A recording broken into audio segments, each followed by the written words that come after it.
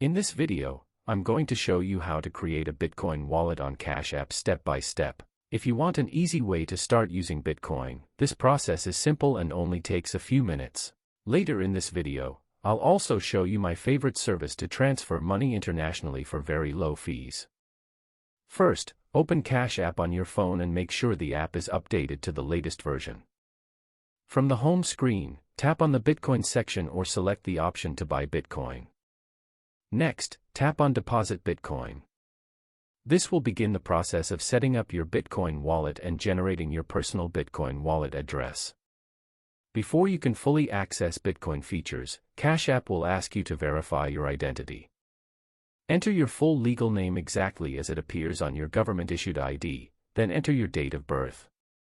Keep in mind that you must be at least 18 years old to use Bitcoin features on Cash App. After that, enter your social security number carefully to complete the verification process. Cash App uses this information to confirm your identity and comply with financial regulations. Once your account is verified, your Bitcoin wallet will be activated automatically.